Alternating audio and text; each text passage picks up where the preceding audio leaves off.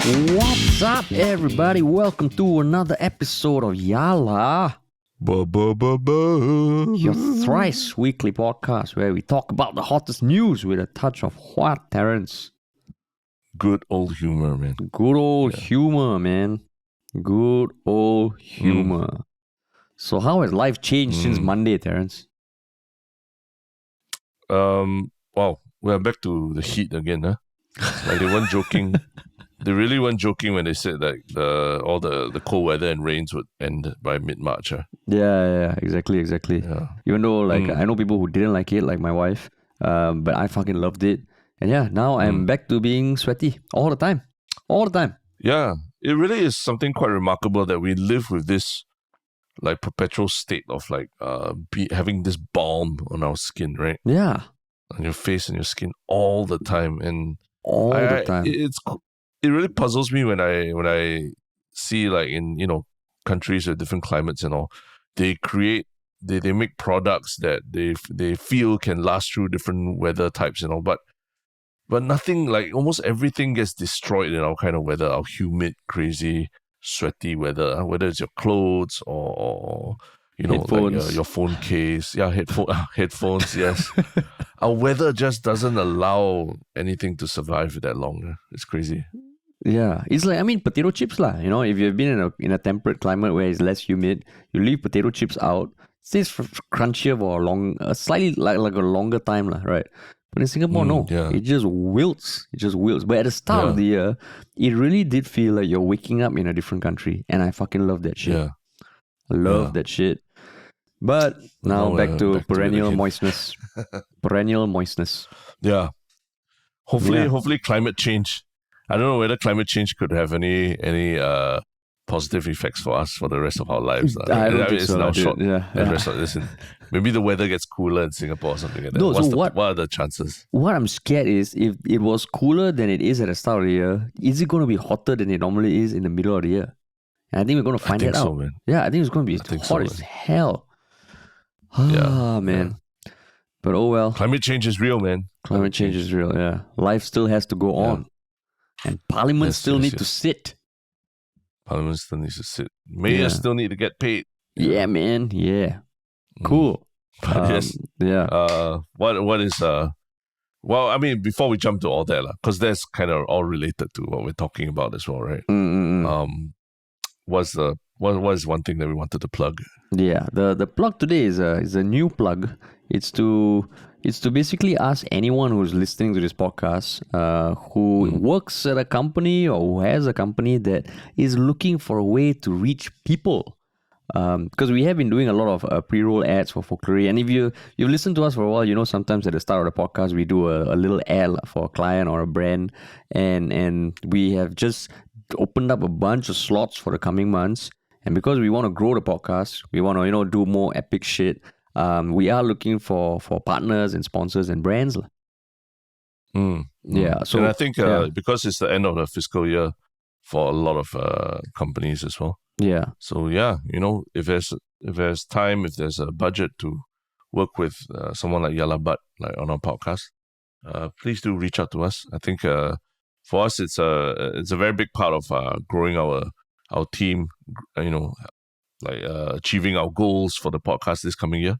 So yes, it's that time to have a conversation, man. Yeah. So you can reach us via Instagram, Reddit. You can email us at contact@ministryoffunny.com. I know probably first thing if you're working in marketing or a company is like, oh, how much will it cost? Well, then let's chat, man. Let's chat. Just hit us up. We got media kits, we got pitch decks, we got statistics. So it'll be good. It'll be great. Yeah. Don't be shy. Let's just have a chat. Yeah. Terrence, don't sound so sad, Terrence. No, it's not sad. I was just laughing because it sounds like the kind of thing that a creepy predator, like sexual predator, or I would say. Which is what? Don't be shy. Just come and chat. Don't be shy. Don't be shy. Just come and just message us. DMs, slide in my DMs. I'll be always here for you. Anytime you want to chat, I will just chat. I'll be there. Okay, don't shy. Yeah, just tell me whatever you're worried about, whatever you're scared. Just tell. Yes. All right. Sweet. Cool. Yes. Let's jump into our first big topic of the day.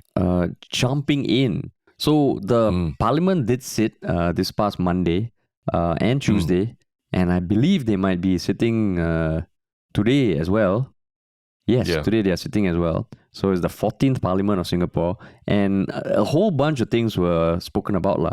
I think right now our articles are flooded on many different topics, but the one thing that we're going to be talking about today is the update in the recycling project kerfuffle that was unveiled by Reuters a few months ago, which we actually covered on our podcast as well.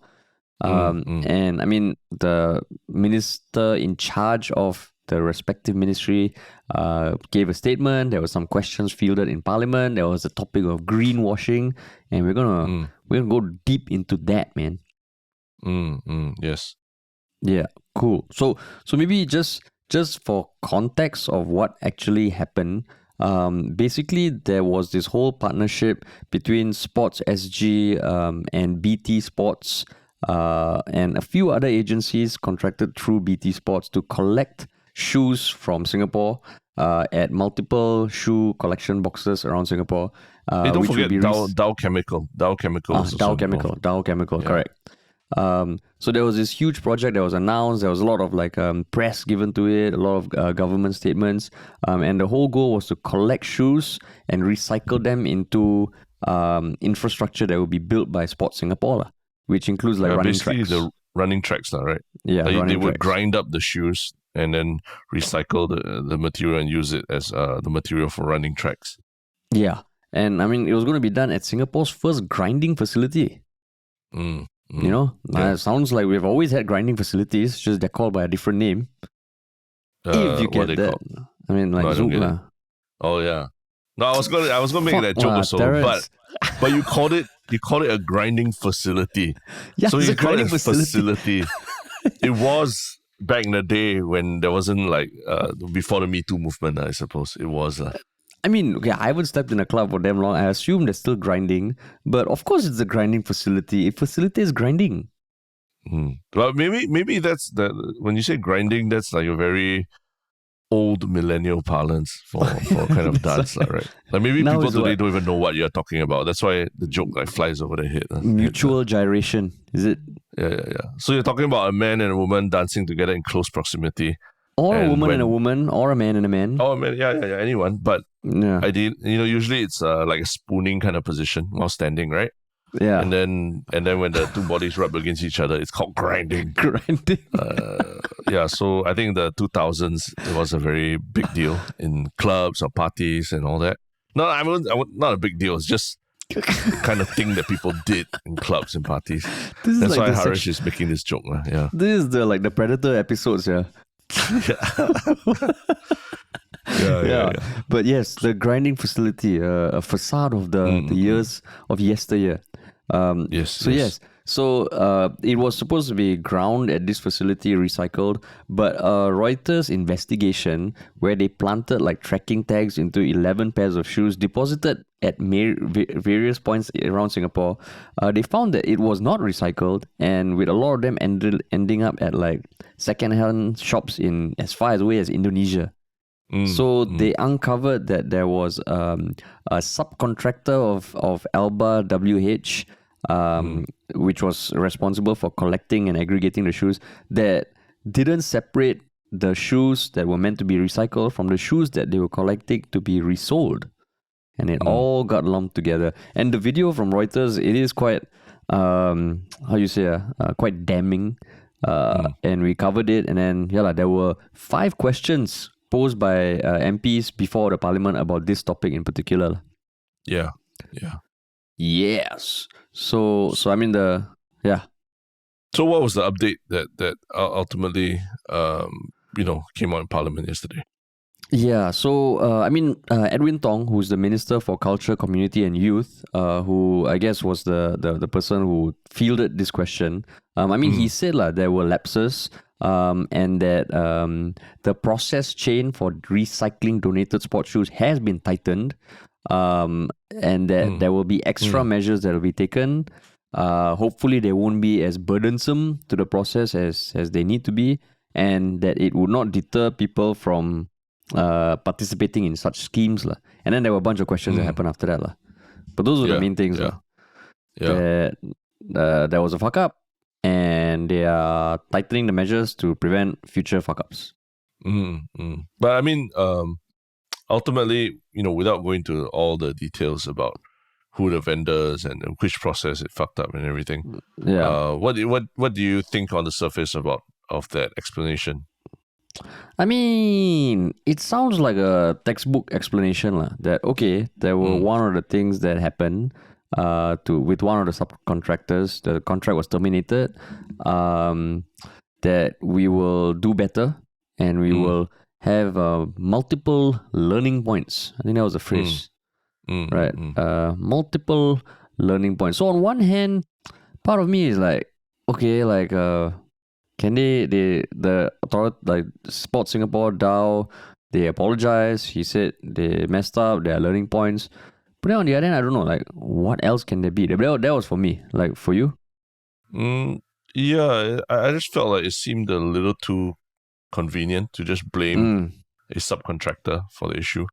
Because ultimately someone needs to oversee the contractor and the subcontractor. So who is that body or that person overseeing it, right? Obviously, you can't 100% prevent any instance of a fuck up happening, right? But I think what I was hoping to hear was, then will there be implementation of more oversight into making sure something like that doesn't happen again? Because ultimately that is what happened in this instance is an example of what greenwashing is, right? Where basically a company or corporation makes certain exaggerated claims about what environmental, social, governance initiatives. They're called ESG, right? ESG is the term for it, I think. What ESG initiatives they're doing to help the environment and all. But when those initiatives don't meet what they claim and the expectations and everything, who's going to be held responsible for it, right?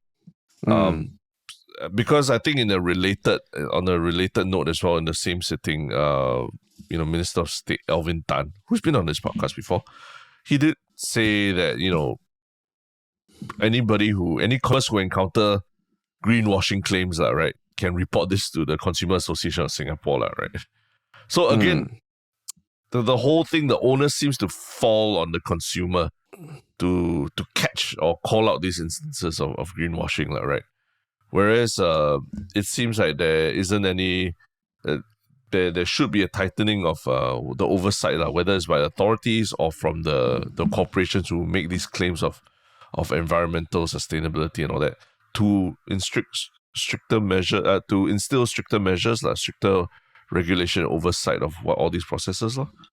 So that's what I got from the exchanges, is that let's put the blame on the subcontractor, but everything else is fine and is running smoothly, as opposed to thinking about how can we do more to prevent something like that from happening, or at least prevent it from having the consumer or Reuters be the one to dig these things up, and then we react to it. So to be a bit more proactive, right? Yeah. So I mean, like the proactive part, he did mention that certain measures specific to this program will be implemented. So appointing only contractors and subcontractors not involved in any second-hand trading of textiles or shoes. Because I think Shiok, it does that as part of his business, like Shiok Impacts. Yeah. So all the collected shoes will be transported to one of the Alba WH's premises without any aggregation or sorting at any middleman, and that there'll be regular spot checks and inspections of the premises of contractors and subcontractors. But to your point, I mean, it's one of those things that, okay, you do this. That's why I was like, okay, so what more would how you say a responsible society demand from its leaders and ministers? And I was thinking, okay, so what would be helpful? Is it just a specific number of how many spot checks, how many inspections? Because some of the ministers did follow up with that question. And I think, I can't remember if it was, it was an add-on question, and I know even Pritam said, does it even move the needle, because tracks are sometimes built by used tires, and then they didn't get into the specifics lah. But yeah, at this point, it just felt like there's no. I think the thing that stuck out for me is like, okay, there's a contractor, but what is there anyone who should be held accountable, like an individual? Because the thing about blaming corporations, right? It's just it just feels like it's part and parcel of a corporation to be blamed, and to get off scot-free lah. Right. I'm not saying go to the extreme of like I don't know, countries like Japan where people have to bow and quit. But and in the good old days, commit harikiri also, right? Yeah, exactly. Yeah. So it just felt like a light tap lah. A light tap. Yeah. I think to that point, that's why I think some of the responses to Alvin Tan's statement about that consumers can report egregious instances of greenwashing to case. I think Leon Pereira from Workers' Party asked if it's possible to legislate this because you want to make sure that there's public confidence in all these green claims, right? When companies make them, and that $1 million word that honestly right now everyone is sick of hearing came up lah. Or at least in the news articles, it's that the situation Singapore is monitoring global developments. Singapore, I mean, to quote them directly, Tan said they are studying developments of greenwashing in other jurisdictions to assess any specific guidance or regulations, right? Whether they'll be useful. I think that's the word that a lot of people are reacting very badly to, especially I think when they were talking about monitoring HDB prices or the rising prices of BTOs, right? That's what happened. And now Singapore seems to be monitoring the whether greenwashing needs to be legislated, right? The in between of saying, oh, consumers, if you see any instances of greenwashing and you can complain to case and tell them about it. I mean, come on, it's again, the onus is on the consumers to report it before any action is taken. And I've always felt like our advertising practices, we lag a lot behind places like Australia, where companies are held to account for what they claim in advertisements a lot more, right? So I feel like that's still something that can be improved upon now, whether it's making companies really justify their green claims, and providing avenues for people to actually look up whether they've actually fulfilled their green aims. Yeah. So I mean, maybe if they want to go down that path, they go all out lah. They say, okay, we will be giving out free trackers at multiple points around Singapore. Feel free to put them in any product that you will be depositing, be it or donating to charity, so you can do your own little mini investigation, just like Reuters. Yeah. Kucha, I think you mentioned that we wanted to do with recycling bins as well, right? Recycling bins, correct. Our idea revolved around putting a GoPro in the recycling bin, which was, that would be way too expensive to track, right? That's why then we were like, fuck, which bin to put the one GoPro in? How many batteries can we get the GoPro back? How many batteries would you need to run a GoPro? What if someone throws like food and it just spills all over the camera and things like that, right? Yeah. Then I mean, that was how long ago we were thinking about it, like pre the air tags or anything, But I guess maybe it's just that, like it felt like okay, this was a problem. Okay, we found a weak link and we will strengthen it. But it just like it took a foreign media outlet to uncover this, lah. I would almost feel a bit better if it was like one of the media outlets, and not shitting on the media outlets, or at least not all of them. Some of them do very good investigative stuff, like some of the stuff that CNA has been putting out. But it just felt like one of those things. Wow, if no one uncovered, then what about every other recycling program? That's why Edwin Tong did say that the learnings will be shared across other recycling projects. But I hope there's some follow-up there, because I would like to see what in detail the lessons and measures are, or the documents that are put. And I don't know, the whole thing about with corporations, it's always a diffusion of responsibility, lah. Yeah, and then that's what I think is the painful thing. In that it's not that nothing is being done. Think about it. Like, now I think there's a new rule to institute 10 is it 5 cents for every plastic bag or something like that you get from NTUCs. And I think just recently they announced about having to put a deposit for when you use glass or aluminium cans or bottles, right? So there are all these measures being put in place to encourage consumers to go green, right? To be responsible, go green, literally by its monetary, its financial, you could say incentives, all these incentives, right? So when corporations come out and make all these claims about what they're doing as well, how are we holding them to account, right? Or are we just saying, we've learned, a mistake was made, we've learned from that mistake, we've learned that we're sharing the findings of everyone within the public sector? I feel more can be done. More can be done to hold them to account.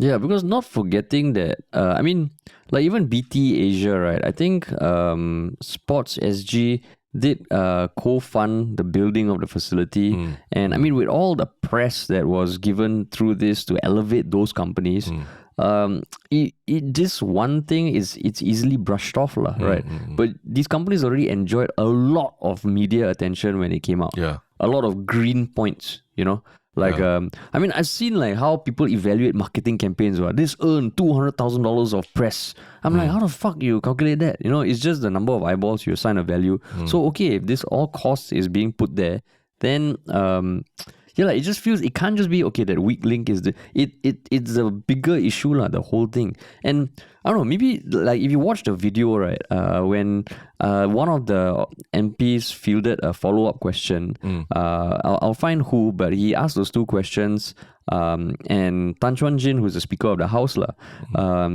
because the MP was quite eloquent and articulate and quite passionate. Then after he turned on the mic, Tan Chuan Jin said, were any of the shoes from Clementi? And the whole parliament laughed, including Edwin Tong. He came up and laughed. Then I'm like, I don't know, that just felt like, it felt like one of those jokes, like you are with your family, you want to make a point, you just drop the mic, then someone just says this joke that just makes everything feel like very trivial, Yeah. So, ultimately, Parliament, people do watch it, and it just felt like, wow, is this even a serious thing? Is it a joke? Yeah. Yeah, I think don't trivialize. I think one important thing is don't trivialize people's concerns and efforts to go green, right? It just, as much as you feel like maybe the impact of one person or one small country like Singapore or what, doesn't matter. I think there's a whole generation of people who see this as a much bigger issue, right, than our lawmakers might be seeing it. And, any act of trivializing or looking like you're trivializing it is, it won't be taken kindly. It's like a slap in the face of what a whole generation of people prioritize as well, right?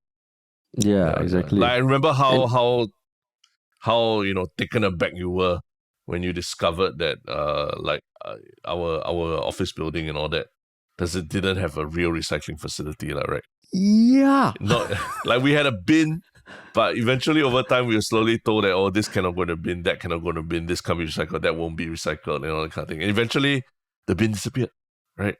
Yeah. And then I think like you at that point you were like just like your shoulders just drooped and you were like so sad at it. Like it felt like the whole world come crashing now.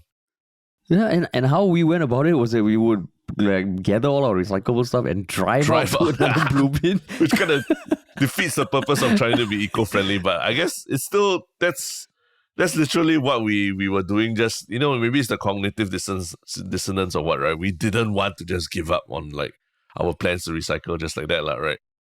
Yeah. But that's the thing. So it just gets easier to give up. Yeah. And maybe that's the crux of anything to do with the environment stuff. Like it's one of the things that people are fucking passionate about. All right. And the last thing you want someone to maybe took the time to recycle, took the time, maybe, hey, I can sell these shoes on Carousel. But you know what? I'm going to donate it for the future of Singapore. To just find out that, hey, no, what the hell? Yeah. So it just, you never want to kill the passion for saving the world in anyone, like, be it young or old. I think recently the one that also there was a little bit of fuss about it was, I think a lot of Singaporeans donated clothes, right, to the victims of the Turkey earthquake. And I think just last week or something, they announced that part of the clothes would just be incinerated or disposed of because there was just too many already. It was more trouble to actually try and ship everything over to Turkey than it was to just dispose of it, right? And I can understand why people are irritated or upset, because I mean, I saw on social media and I know people who, personally took time or they even couriered over clothes and shoes because they thought that that's what would help the effort the most, right? The relief efforts. So they paid money to courier stuff over, or they took time to drive to, the drop-off points and all that, because they thought that those efforts would go a long way towards helping people. But later it turned out it had no difference. There was no difference from just throwing it in your bin, basically. And it's such a demoralizing thing to hear after you put in the effort as well.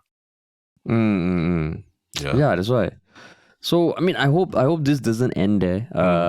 Kudos to Reuters and kudos to all the MPs who did ask questions, and I confirmed that it was MP Tan Wu Ming who asked that question. He asked 2 questions. Yeah. And that was the one that Tan Chuan Jin made the joke after. Yeah. But yeah, so I hope there's some follow up.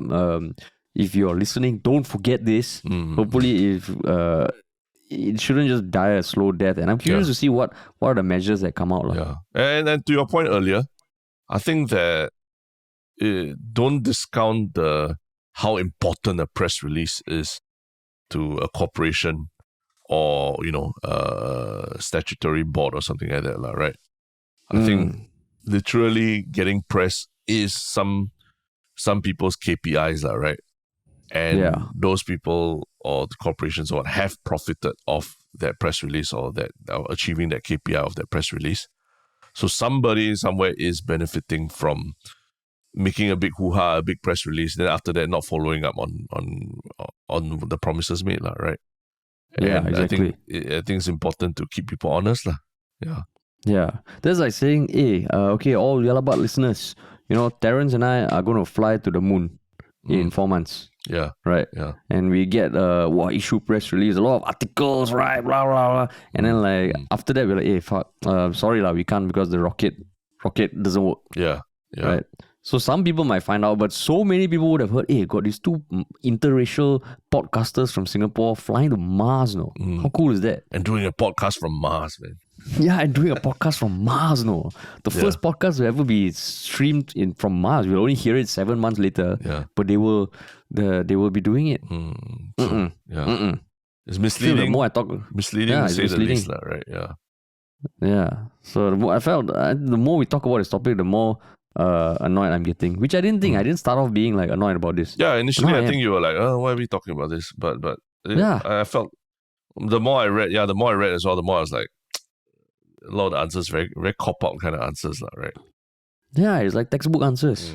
So opposition MPs, or even the MPs from the PAP who ask the questions, shout out to you guys. Please keep asking those questions. Yeah.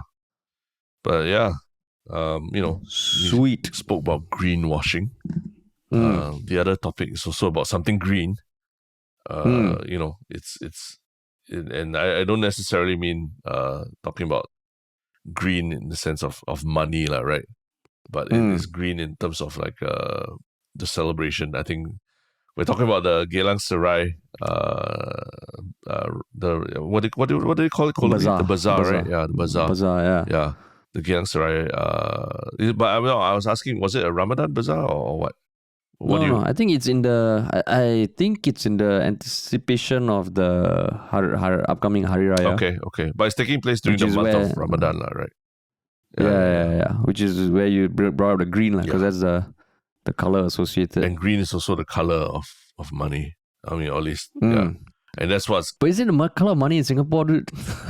Okay, technically not Yeah, it's not. But when people say, "Oh, we're talking about the green," usually it's referring to green US dollars, which is green, which is green, right?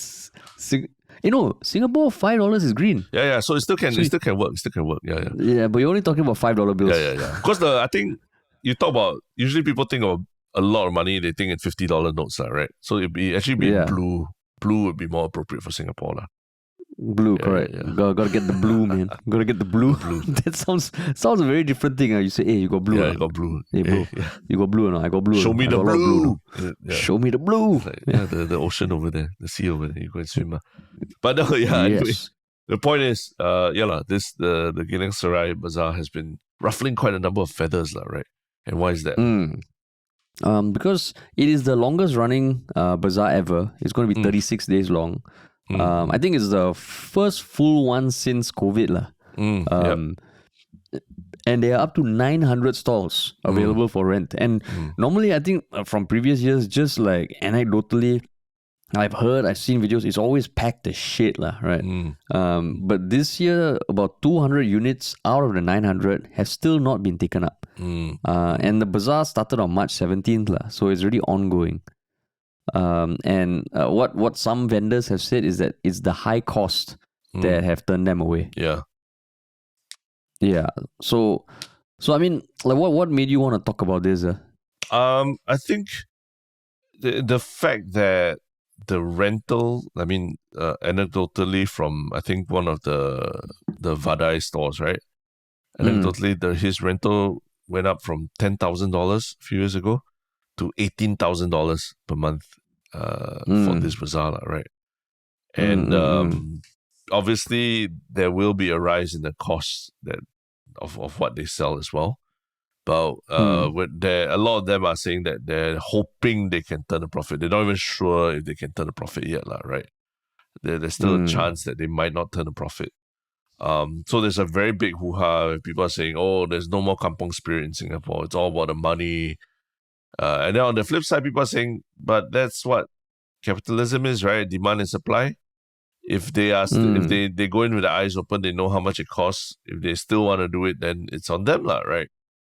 And then I think even prominent food critics and food F&B entrepreneurs like KF Seetoh also came out and had certain things to say about it as well. I think he's saying where, what has become where Singapore is, has become, we're justifying our world's most expensive city reputation by charging $18,000 a month for a store, which is the world's most expensive pasar malam store already, right? And it's the world's most expensive? Pasar malam store. He said even the top pop-up markets in primetime New York or LA cannot hold a candle to this kind of rent, right? So typically, I mean, when you talk about pasar malam in Singapore, typically it's a neighborhood thing, right? It's something that in the heartlands and people can enjoy. You can enjoy, not say it'll be cheap, but you can generally enjoy snacks and moderately priced snacks, and it's for the children, it's for young people to go and walk around and enjoy, families and all, right? So at $18,000 a month, how are the vendors going to make ends meet, And I think that's the big debate going on, like, what is happening with all these pasar malams and all that the rents need to keep going up, and are they like hawker stores which are going to eventually disappear at some point? Yeah. Because, I mean, okay, so I remember going to pasar malams when I was young, and like what you said, is really you go there, it's like all the cheap snacks from around Singapore come, and you go there and you see. And I mean, when I say cheap, I also assume that because the stalls were always taking it up, I think it was, I hope they were not getting ripped off, but I would imagine that they can only offer those prices because the rents were not that high, which really made it a lot more accessible. I found myself over the past few years not wanting to go to pasar malams or even the Geylang Serai market because I know things there are super expensive. Yeah. Right. So then it feels like you're going to like you lose that charm of the pasar malam, where you can try many things. You buy one goreng pisang here, one sausage here, one there. Then you go there, you buy one rainbow bagel, it's like what, $14 or something? Yeah. Or what are some fried Oreos or something, right? And it's like fried $10 Oreos or something, Yeah, but at the same time, I mean, the nature of vendors, the nature of F&B businesses is also increasing, and it is also trending towards. I mean, you see more instances of slightly more expensive snacks, lah, right? Yeah. So then isn't that in some way matching the rental increase? It's like, okay, if you can't afford it, so be it. There are other people who are willing to take it up, lah. I guess the question is like, who is the rent being paid to, right? Who's the landlord? And what's the justification for increasing the rent, lah? Because I think there's this element that the bazaar, the night market and all, is meant to be a community event, lah, right? By the community, for the community. Like I said, it's for families or young kids, and like what you mentioned, so people to try out different types of food that they wouldn't normally eat, lah, right? Except around holidays, the holiday periods and all that, right? So when it becomes such a commercial enterprise that the rents are so high, people are struggling to even turn a small profit from running a store there. Then is it really something that we should continue to support, lah, right? And from what I'm reading, it seems like the People's Association is the one that organizes it. So I thought if the People's Association is, to create a sense of community for Singaporeans, right, and residents, right? Shouldn't there be an element of it shouldn't just be a commercial arrangement, lah, right? There's an element of allowing people to experience different types of food, different types of culture, basking in the celebrations of coming up around Hari Raya as well, right? So yeah, I think that's the big thing that people are debating, like why should rentals be so high, or just be entirely subject to highest bidder or market rates only, when there is a community element to everything. That is true, because I mean, when I was looking up who are the organizers, I think in addition to PA, there are a few other different organizations. One of which is Anish Global Trading. The founder's name is Muhammad Mustafa Shah, who I believe is quoted in a CNA article. He was saying that in an article back in January, he was saying that the estimate is that retail stores can expect rentals of up to 15,000 for the entire month, and F&B up to 19,000, right? And they also offered stalls that cannot pay the cash rent upfront to take a percentage of their sales, But yeah, I mean, it just feels like okay, it's being run as a commercial business, which can understand. But then I agree with you that if this is one of those things that started off as a community thing, is it being too commercialized now, because it feels like the benefits are being centralized, while all the stall owners, I mean, you think about it, 1 month, right? Let's say F&B, let's say 19,000, let's say we stick to 18,000, that means you have to make $600 a day of profit, right? That's a lot, man. And it will suck if it's like they have to see it as a marketing expense for 1 month. Right. So, it just feels like just because there's a demand, maybe there are a lot of people bidding for slots. Is it the best thing to do to just assign, okay, who the bid goes to the highest bidder, like what you said? So, yeah, in fact, I think in January, when they announced the bazaar, the Minister of State for Home Affairs and National Development, Muhammad Faisal Ibrahim, said that affordability is an important consideration for visitors. So every F&B store at the bazaar must or will offer at least one item on the menu that is at a sample size for $4. Oh, is it? So it has to be. So you're mandating that vendors have to make something affordable, right? At least one item on your menu affordable. You mandate that they have to make something affordable, but at the same time, the rent is very high. There's no mandate on keeping the rents low, right? So so I think even the articles that I'm just looking at on Yahoo, where they covered this announcement, they made a point that previous year's bazaar saw very inflated prices lah. $19 lobster rolls, $8 rainbow bagels. Fuck. So how will things be affordable, right? Yeah. So it's just and I mean, it's tough, like yeah. and I mean, like, just a rudimentary calculation, right? You know, as you were talking, is like, okay, you want to talk about affordability, but if you got 900 stalls, right? Assuming each of them pay rent of like, okay, if you're saying low end 15K for retailers, 19K for F&B, let's say you say 17K per stall, right? That's 15.3 million. Yeah. 15.3 million from just rent. Yeah. How the fuck does that make sense?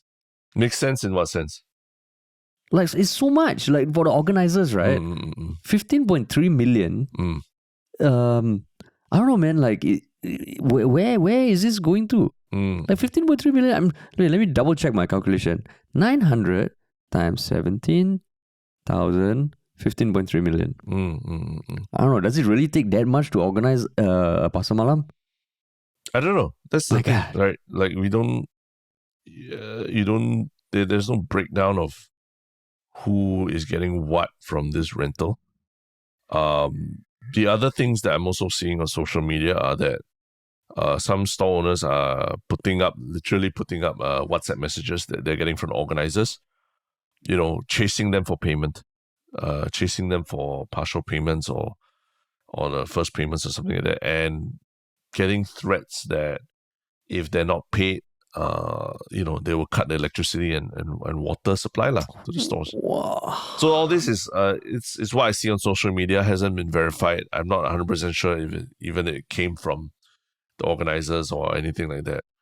But it's stuff that they've been posting. They've been tagging KF Seetoh. They've been tagging the Ministry of National Development. So it just sounds like a very cutthroat kind of environment, right?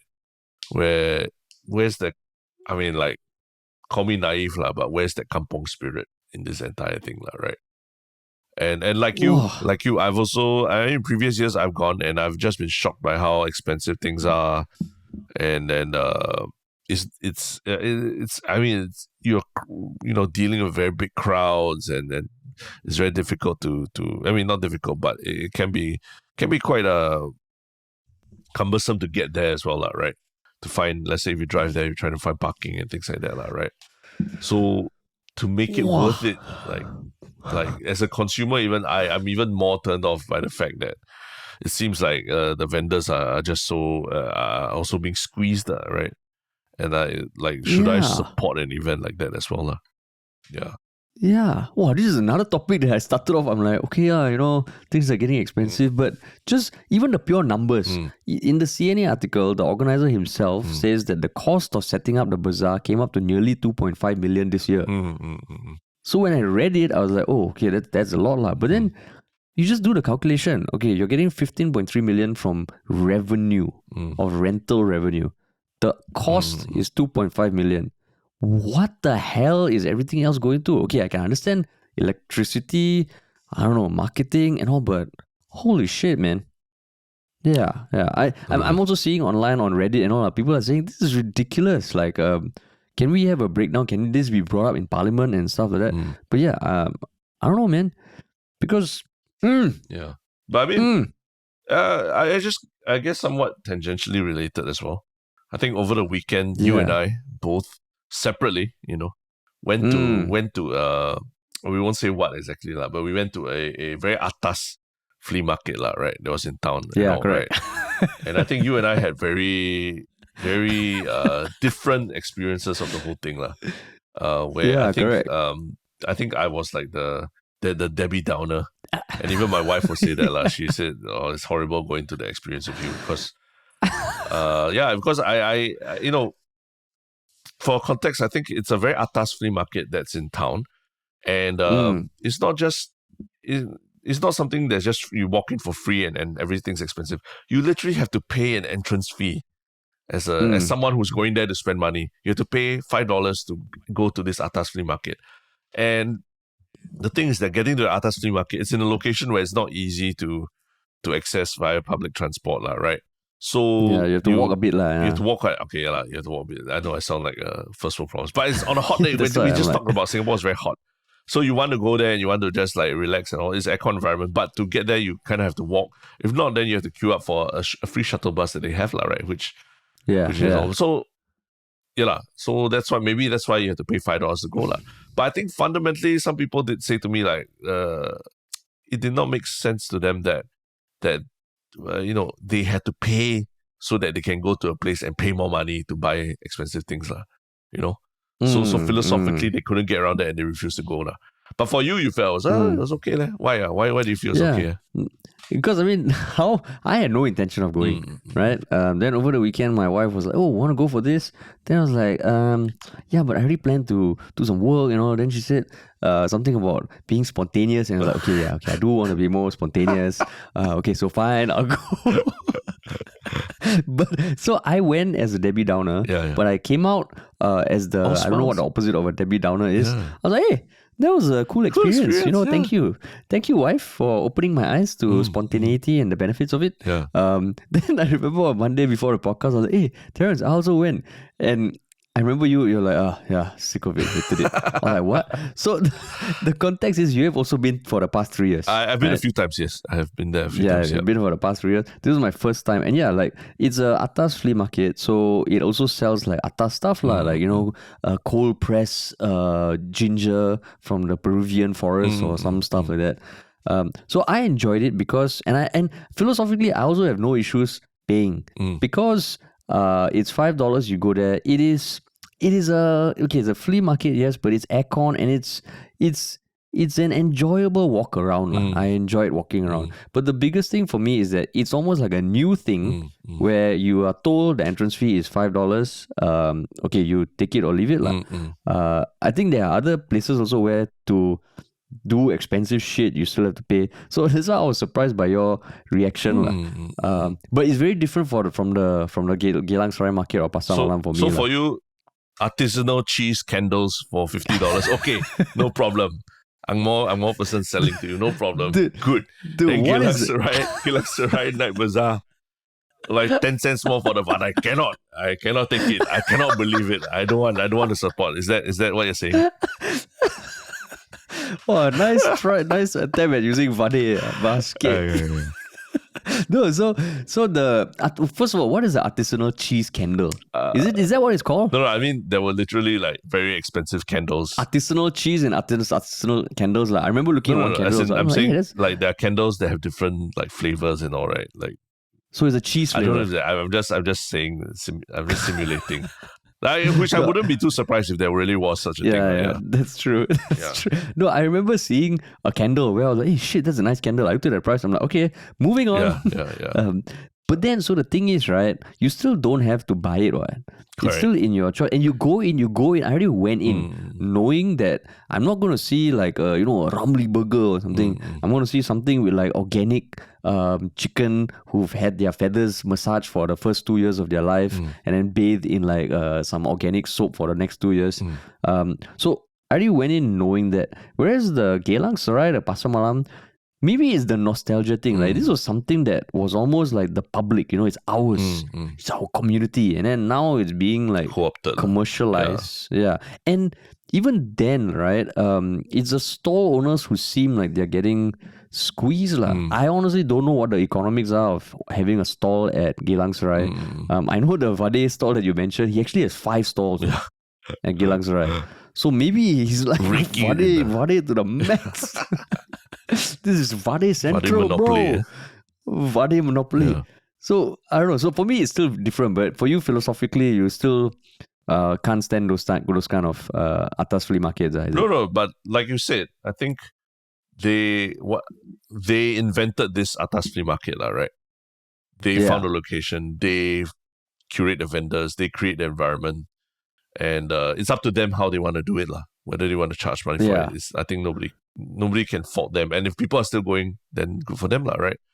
But when it comes to, like what you said, when it comes to this community pasar malams, literally pasar malams, right? It's something that you feel you've grown up with and it's part of the community, and it's almost like it has to be part of our social fabric that there are these pasar malams and night markets and all. And to suddenly hear that it's become such a commercial enterprise where like literally the rents for it are astronomical. Like what I imagine, you'd be paying for rent when you go to an Orchard Road department store or something like that, right? But you're paying for it in the Geylang Serai Night Bazaar. That to me, something feels off about the whole thing, right? Yeah. And it seems like, I don't know whether it's going to the highest bidder or something, but it feels like, because there's so much supply of vendors, they have the ability to increase as a way of curating vendors. Then I'm like, yo, man. No, but then if there are 200 stores empty, it means that something's wrong, right? True. Yeah, so they're not matching supply and demand in that case already. There's a whole committee for price gouging and all that being set up to find out, like to catch instances of price gouging, right? So when there's a mismatch of supply and demand so clearly here, maybe it's something worth looking into, right? Yeah. So I ask you, exactly. So if let's say the Geylang Serai Night Bazaar moved to a central location with aircon and with a shuttle bus to bring you in your nice weekend clothes without sweating and all that to the location, then and they still charge that kind of prices, would you be more accepting to that? Would you be more open to that? Now they don't call it the Geylang Serai Bazaar. So you must sweat and you must like jostle with people. Then you enjoy the experience, is it? No lah. I think because as you were saying that, I was thinking, okay, let's say they take something like Jalan Kayu Prata and they move it somewhere and they charge like $10. I would feel pissed off lah. But if someone else wants to start like a prata and sell it for $10, okay, all power to you. Call it something else, right? You're saying? Yeah, maybe it's the connection. Like you obviously know that this thing is very popular. Let's commercialize it in a way that doesn't sound like the equity or the gains are being shared with the people who make the festival in the first place, the vendors, Yeah, that's true. So that one also. So if the atas flea market remove the aircon and they move to a more heartland area where you don't have to pay, will you go in with a smile or not, Terence? Wow, that's a tough one. That's a tough one. Then you can sweat, with your artisanal cheese. Yeah. I think then it will smell very bad, right? The artisanal cheese. It wouldn't hold up in this weather, That's the thing. So actually, like you, actually that's very true, Like part of the allure of these pasar malams was that it's like it's almost like you, like when you go for this kind of thing, you sort of plan it with your friends or family or what.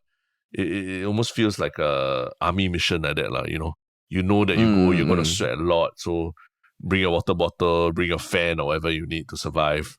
Wear nice shoes that will be comfortable, and you won't feel bad if other people step on it or spill tea on it or whatever, right? Yeah. So exactly. It's a whole event that you plan around. But whereas like if it was put in an aircon room and everything, then it doesn't have that kind of the same charm anymore. Yeah, it's different. Very different. It must be a bit gritty. Like, if it rains, you must be careful of the mud while eating your Ramly burger. There must be some skin on skin contact. Like you must exchange sweat with somebody. Like bump to someone, then your hand sweat and your hand brushes with someone else's. There must be like that. The flea market on weekend, there was no sweat exchange. No sweat exchange at all. Well, right, and that's but then it's perfume. Your perfume rub off someone else, and you smell like flowers after that, right? My aura percolated the aura of someone else. Yeah. And if you don't feel, you're not feeling good, then you can go and sit down at the nail spa and get your nails done. In one corner, right? Yeah. Yeah, man. That's a funny thing. Yeah, this is good. But I mean, if anyone has gone to the Geylang Serai market, or maybe the atas flea market that we both happen to go to, the nice thing was there were people who listened to our podcast at the flea market. So everyone who said hello and gave me like probiotic tea as to taste, a shout out to you guys. So maybe that's why you enjoyed it so much. You left out that detail when you told me. You never mentioned any of this at all. When I went, nobody Nobody came up to me and was like, oh, I listened to your podcast. Nobody at all. So I was like, I was just sitting one corner, not standing one corner, Oh, maybe. now it makes a lot more sense why you left with smiles on your face and all. I was like on top of the world, man. I was like, yes, people listen to us. Yeah. That's why they say, actors and all that, people in the public sphere, they live very different lives from the rest of us. Where, someone coming up to them and saying, yeah, I love you in the show, that kind of thing. It just makes them smile the rest of the day. Where's the rest of us are like, what was this big deal, No, okay, maybe it was the icing on the cake, but the cake was still tasty. The cake was still nice. Tasty. Cognitive dissonance, tasty. Cognitive dissonance, the idea you pay a small amount, then you go there thinking, why I pay for this shit? But when you get a little bit of benefit from it, then your brain tricks you into thinking, I enjoyed it a lot more than I thought I would, That's the idea of cognitive dissonance. I doubt that. I doubt that. I'm thinking, even if all those people didn't say anything about the podcast, I think I would have still enjoyed it. You should experiment. You should run A/B tests. You should go to the Geylang Serai market, and then you see how you enjoyed it at the end, whether people came out to you, recognize you, whatever. And then you see how you feel about it at the end. Then compared to your Atas flea market experience. There's a horrible A/B test. I should have gone to a same event and don't show my face. Oh yeah, cover your face. Put on makeup or wear a mask, wear sunglasses and all, correct. Then see how I enjoyed it. Yeah. Yeah, maybe I'll do that. But yeah, if you see me in public and want to say, oh, you like the podcast, don't think of Terrence and not come and say hi. Okay? Yeah. Just say hi. It's always a nice thing. So will you be going to the Geylang Serai Night Bazaar? No, I don't think so. You don't think so? You're not going to be spontaneous and just bring your wife to I don't think so lah. Maybe next weekend I'll be, hey Terrence, I just went to the Geylang. I did something really spontaneous this weekend. Yeah. So obviously you've not learned your lesson from your conversation with your wife. Not being spontaneous. I haven't learned. So this weekend it might happen. It might happen. Yeah. But maybe it's worth just going just to really see how expensive stuff is. Maybe feel the difference. Feel the difference. Yeah. I mean, I think remember our guest on our podcast, Reggie from the Financial Coconut. He mentioned how for him, being in Turkey while the lira was crashing and all was very important, right? And for us, it's very important to be at the Geylang Serai Night Bazaar when bagels are going up from $8 to $14 or something like that. To see the inflation. To feel inflation. Maybe feel the inflation. Maybe you go there again. So at least I'm justified in my perspectives and thoughts. Correct. Yeah. But yeah. Cool. Awesome. Cool. So we always like to end off by going back to the community and asking, what was your one Shiok comment? My one Shiok comment was a video shared by longtime Redditor Jungle Jimbo, which I think you watched also based on what you commented. Yes. It's called Why Banks Fail, and it's done by a YouTuber called Johnny Harris, who explained kind of the Silicon Valley bank crash. And I mean, I've heard of him. I haven't watched too many of his videos, but this video was good. And then I think he's become known for these sort of explainer videos, right? So it's a video that's about 20 minutes long. And he has since then done a few more videos explaining the banking shit. So it was a good watch. Yeah, I think when I watched it, I was also I thought, I already know a lot about this, but he explains things really simply, just the concept of a banker, right? And why the concept of a bank is so crazy in the sense that how your $10,000 that you put in a bank, multiplies into 100,000 for the economy and all. And these are things probably we learned at a very early age from econs, our first econs class in school or what. But, as an adult, just to listen to it and how it applies in this current context of Silicon Valley Bank and Credit Suisse and all. It was a very, very welcome refresher. Yeah. And I mean, just to correct myself, he hasn't made any videos since then. But I mean, you should check out his channel because some of his other videos are the worst war you never learned about, Milk, the white lie we've all been sold. He was my one shot thing UFOs sometime back. Suddenly everywhere. Yeah. I remember. I think because I think he bases a lot of what he does on maps, right? Correct. Oh yes, he's the map he's guy. the map guy. So he studies maps and talks about them. So he was talking about the World Cup in Qatar by looking at how worker dormitories were being developed in or based on the map in Qatar. Yeah. So it was actually that was my the first time I encountered him, and I was like, yeah, wow, this is amazing. Yeah. Wow, his YouTube thumbnail game is powers. Yeah. Very interesting. Yeah, but yeah, okay. That was the one Shiok comment. Yeah. Shout out to Jungle Jimbo. Yeah. What about you? My one Shiok comment was actually also a shout out to Jungle Jimbo, right? I think wow, double Shiok comment. Because before we even posted it ourselves, he already discovered that we had posted our Yalabat recording with Kevin Pereira, the AI expert, on YouTube, right? And because of technical reasons, we decided, okay, we'll only put it on YouTube because the audio quality wasn't great, right? But before we could even publicize it to everyone, Jungle Jimbo already put it up there as asking, hey, how come this is up on YouTube but it's not on the podcast and all that, right? So it's I think it's pretty cool that people are on YouTube also waiting for our videos to drop, and it's very cool that he called it up, pulled it up so early before we even posted it ourselves. I see. That is Jungle Jimbo, man, always on the radar. Yeah. But so what is your one Shiok thing for this episode? My one Shiok thing is actually this long form article that done by The Verge, and it's titled "The Trauma Flaw: The Secret Lives of Facebook Moderators in America." So I mean, it's a long ass article, but it's a chilling deep dive into one of the companies that provides a service to Facebook. The company is called Cognizant. That is the company that manages all the moderators that Facebook say they've got like 40,000 moderators watching content and flagging content almost real time So it talks to people who work as moderators, and holy shit, man, they're all developing like PTSD, trauma. They're getting paid shit money. Like apparently the average Facebook employee earns about 240K a year on average, while a moderator who is always touted as part of Facebook's moderation community, they earn 28,000 a year in Phoenix, America.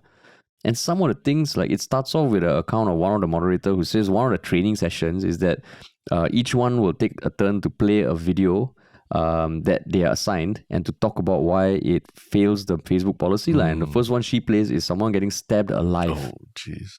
So she explains after that she just goes to the toilet and breaks down, and then the on-site counselor who's there half a day, he's not there yet, so she's just freaking out. And she says it's like a daily occurrence. And people who work as moderators, they are like having to resort to one of the things, I think there's people who have sex in the stairwells and all just for some sort of distraction, and then they are getting more influenced by fringe content like flat earth and all. So it's just it's a Shiok thing in the sense that it's a side of tech that you may have heard about but you never read about, but oh my god, it's chilling. It is chilling. And it's just one of the things that I think everyone should be aware of, because these people are so easily forgotten. So are they still working at Facebook or what? Or they used to?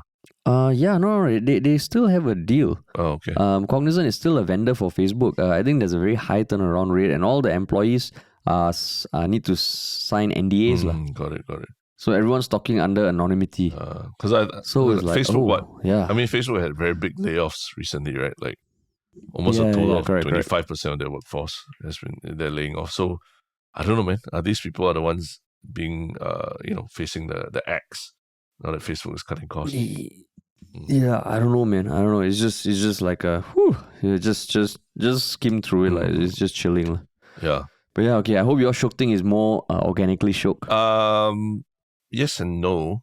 Yes, in the sense that I was very excited when yesterday,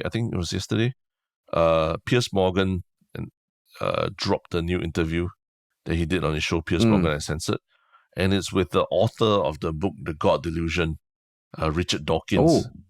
So, I think Richard Dawkins is known as a scientist or science educator who has written a lot of books about evolutionary biology, but he's also known for writing, about like literally the title is The God Delusion, right? Where he a lot of arguments of why religion can be harmful for, or at least extremism, right? Religious extremism is very harmful for society and human beings in general, right? So, this is someone who's not afraid to say his mind, to say the least, right? This is Richard Dawkins. I think I read the book early in the day, and it was quite influential in terms of how I thought about a lot of things. And in more recent years, he's also become a very controversial figure, right? When he talks about, he's talked about transgender issues. He's spoken up in support of J.K. Rowling and people like that as well. But one thing you can't say is that he's scared. He's not scared, right? He's not scared to say his mind. So I was enjoying the interview because I think it was a very, Piers Morgan was pushing a lot of the buttons and he was responding in his usual very eloquent self. But about 33 minutes into the interview, there's a very chilling moment when Piers Morgan tries to ask him about two things. One about the incident of a female ISIS fighter who a female ISIS member who wants to return to the UK, I think. But they're not, because she was taken as an ISIS bride when she was a teenager, and now she wants to return to UK, but I think there's debates on whether she should be allowed to. That's one issue. And then he also brought up the issue of Salman Rushdie, who for the longest time, because of what he's written, has had essentially a bounty on his head, right? And I think he was attacked, stabbed, I believe, at a public event some time ago. So two very big things. And when Piers Morgan asked him about it, Richard Dawkins just clamped up. He just says, I'm not going to talk about that. And it's this very awkward moment of silence where Piers Morgan is almost, you can tell Piers Morgan is surprised that Richard Dawkins refuses to talk about anything. So, and Richard Dawkins just smiling awkwardly and just saying, I'm not going to answer that question or something. And Piers Morgan's like, wow, that's really sad that a scientist and academic like you, who is known for being completely uncensored in your views, feels like that you have a need to silence yourself now for this.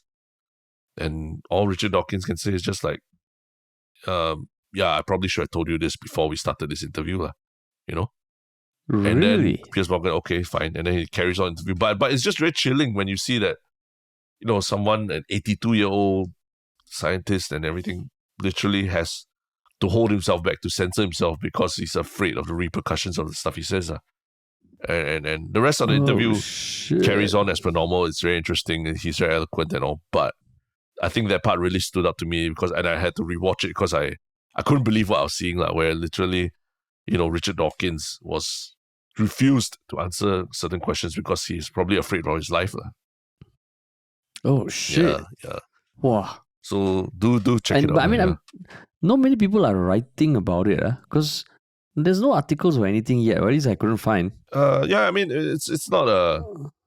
he just basically is saying that he has no comment on something right? But it's in the context of watching this full 45-minute interview where he's so eloquent and he's quoting people and he has an opinion about a lot of things and he's arguing with Piers Morgan about a lot of things. Then suddenly, just when he's asked this certain question, he just like, no, I'm not going to answer that. I can't say anything about that, And then it's just awkward silence for a few seconds, quite a short while. Yeah. Damn. So it's my one Shiok thing because I feel like the interview is interesting, but it's also very chilling that moment where you realize there is censorship, is self-censorship is real when there are real threats to people's lives. Wow. Yeah. Damn. Okay. Yeah.